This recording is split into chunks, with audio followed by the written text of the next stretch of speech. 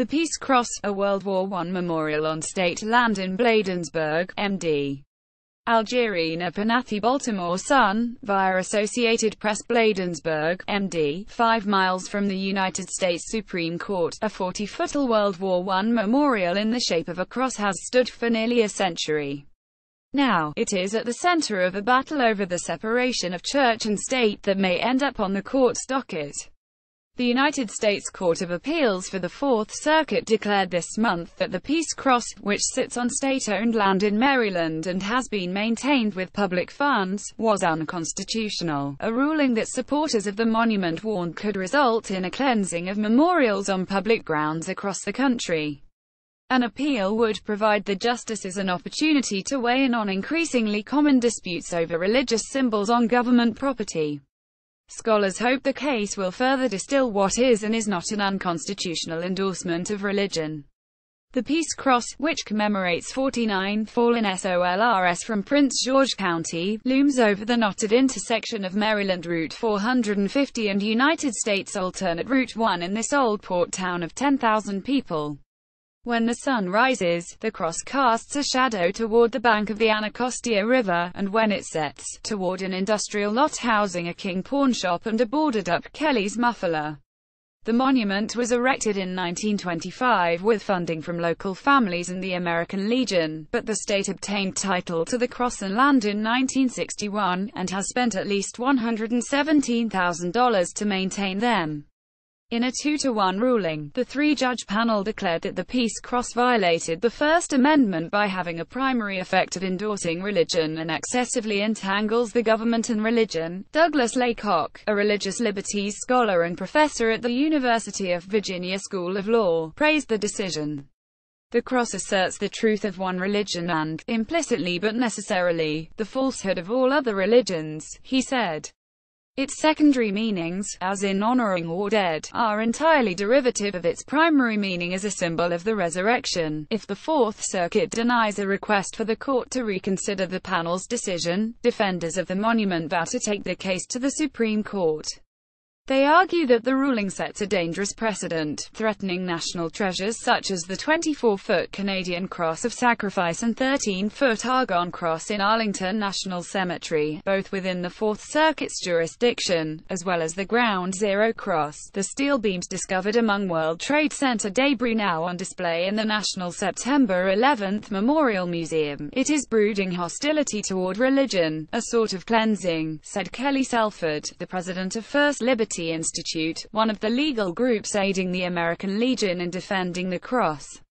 We would immediately need to begin massive bulldozing and sandblasting of veterans' memorials across the country in a way that most people would find inconceivable. In his Fourth Circuit dissent, Chief Judge Roger L. Gregory, first appointed by President Bill Clinton, argued that the Establishment Clause does not require the government to purge from the public sphere any reference to religion. Supporters of the cross also argue that context is vital. The Peace Cross is displayed alongside an American flag, amid a park of memorials for veterans of various wars. Its four sides, they say, are marked prominently with patriotic, not religious, virtues: valor, endurance, courage and devotion. The fallen SOLRS are listed on a tablet with a quote from President Woodrow Wilson. But opponents say it is hardly integrated. No other monument in the area is taller than 10 feet, and there are no other religious symbols in the park. They note that its fallen SOLRS names are rusted away and obscured by bushes. And the cross has been the site of prayer gatherings as well as Veterans Day vigils, and even such vigils are often opened in prayer. Two past Supreme Court cases, decided the same day in 2005, may foreshadow the factors that would control the outcome in the Supreme Court. In McCreary County v. American Civil Liberties Union of Kentucky, officials had authorized the display of framed copies of the Ten Commandments in courthouses. After pushback, they had modified the exhibits to include Magna Carta, the Declaration of Independence and other historical documents, arguing that the Ten Commandments were similarly influential in the development of Western legal thought. The Supreme Court ruled the displays unconstitutional, finding that they had no evident secular purpose. Michael W. McConnell, a constitutional law scholar at Stanford, calls such displays triumphalism, a flavor of who is top dog. In a second case, Thomas Van Orden v. Rick Perry, the court allowed carvings of the Ten Commandments in a Texas state capitol monument that had been donated by the Fraternal Order of Eagles, a primarily secular group, in 1961. The court cited the donor's lack of religious intent. In his Van Orden opinion, Justice Stephen G. Breyer, who cast the swing vote in both cases, called the historical factor alone determinative. The monument had stood since 1961 without controversy. The Peace Cross, also donated by a secular group, is almost twice as old as the monument in that case, and has been on public property for a comparable span. If the Supreme Court reviews this one, Mr. McConnell believes it will be squarely governed by Justice Breyer's opinion. I think they thought they were putting this kind of case to rest with Van Orden, said Mr. McConnell, who has also served as a judge in the 10th Circuit Court of Appeals. Somehow, the Fourth Circuit didn't get the memo. I think this is a pretty easy case, and I found the Fourth Circuit's decision quite surprising. If the Supreme Court were to grant review, the likelihood is very high that it would be reversed. But Peace Cross opponents argue that there is a stark difference between the Ten Commandments and a cross, namely, the figures each represents. The court pointed out that Moses was a lawmaker as well as a religious leader, said Monica Miller, senior counsel at the American Humanist Association, who argued the case in the Fourth Circuit.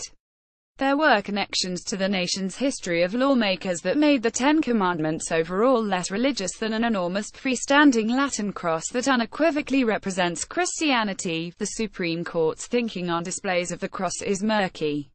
In Salazar v. Buono, a 2010 decision regarding a crosshatched war memorial in a remote part of the Mojave Desert, 6 justices wrote distinct opinions.